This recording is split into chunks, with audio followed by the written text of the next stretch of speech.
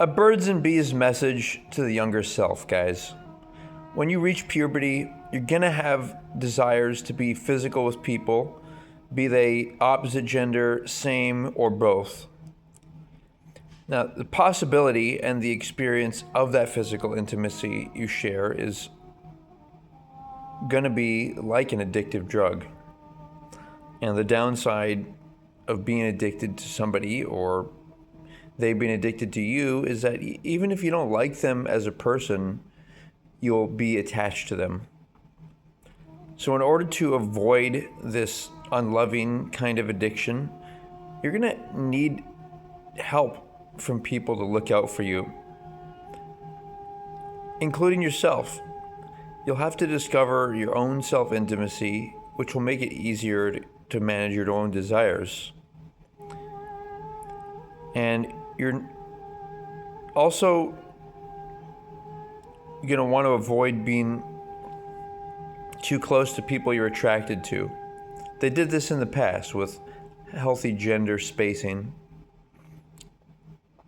The goal in life should be to live for your spouse, and that should be your main motivation. And number 8, men should also learn to stop celebrating promiscuity because it's unloving.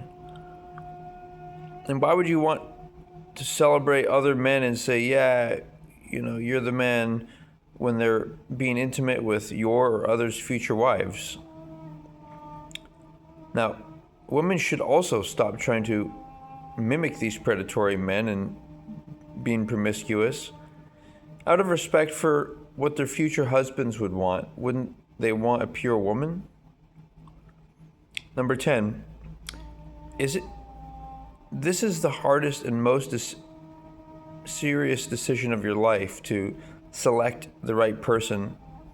So you got to study a lot for it and look at all the people and why they failed in their marriages. And remember, number 11, that anything else except marriage, these words like relationship, dating, seeing each other, boyfriend, they all suggest premarital intimacy, and they're about the aforementioned addiction, not love. You may feel an envy from your peers of them engaging in these addictive premarital intimacy, but it's not based on love. So why would you want to lower your frequency into that and be in that dark energy of addiction? Number 13, society was not like this in the past. Only married couples used to go on dates, and there was an old world charm, like a sense of trustworthiness, a light-hearted energy that was in society. And obviously, the reason it's not present is because people are seducing each other's future wives, daughters, sisters, and women seducing men. But it's without going through the proper gentleman's code of the man talking to the woman's father, or at least her brothers and people in her life, when he's ready to offer his hand in marriage. Right now, men can't and should not trust each other.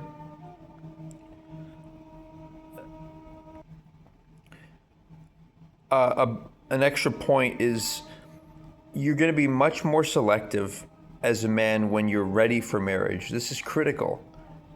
When the consciousness of being ready for a girlfriend, quote unquote, is very different than, and you're going to select somebody very different if you're ready for a wife. Like, think about it as if you're wealthy. If you're really wealthy, you're going to choose differently. You know what I mean? As opposed to, and if you're like really strong and have the finances to be a husband, you're going to think from a different angle and choose somebody different. And then we're dealing with this idea of that femininity is bad and it's better for women to be masculine. Only for survival purposes should they learn to fend for themselves. Otherwise, the average woman should cling to their fathers and benevolent patriarchy, people who will actually protect them and help them to find a good provider husband, because women are emotional and it's harder for them to choose with clarity.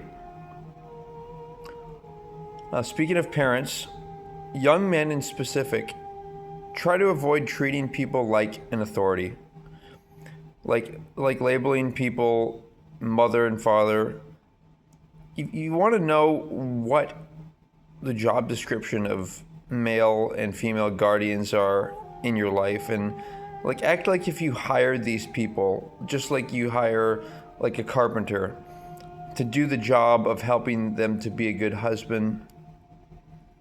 And so, for example, instead of labeling them mother and father, he could label them on a first name basis, and that their roles of like male guardian, female guardian. Yes, mother and father work, but the thing is, labeling somebody a higher authority in your personal life, I don't recommend it. People, you should see them as professionals. Like if they're doing their jobs, if they're actually teaching you and looking out for your best interest of you bringing your genes into the future, then it's a process of learning how to be a good husband. And if they're not teaching you that, then even more reason that you want to branch out on your own and pay your own bills, because you're going to think differently when you're free of being under someone. Unless they are helping you to be a good husband, then they're good. But again, you want to feel like your own final authority, and you can't do that if you're labeling people like your father and mother. Now, women, on the other hand, you want a masculine husband, right? Then you got to learn how to be around masculine, protective people. Not only a father, but uncles, brothers, even mother women who want you to, protect yourself and want to help you to learn how to be a supportive wife. And sometimes this is not possible. People are too poor or what have you. And so they have to learn how to be masculine. But if you want to appeal to a masculine man for marriage, then you have to keep all this in mind. Now, as a conclusion, people might mock you for having these goals. But remember, in the traditions past, this was all normal. In Orthodox religions, people all agreed with everything I'm saying. They just had a very religious influence of it, of like the rituals and the you'll suffer in hell. People are suffering now if they're not going to be marriage oriented and loving towards themselves and others and society. The bottom line is, you want to think of things in terms of survival and the smartest and fittest. You're going to be thinking differently. You may find lots of women attractive as a man, for example, but you're going to be thinking differently as to who you're going to actually choose to commit to in life. You know what I mean? Like, it's going to be a different kind of woman than just some woman that you're attractive to. It's going to be like a woman who would be healthy and fit and strong and to bear children, that kind of thing.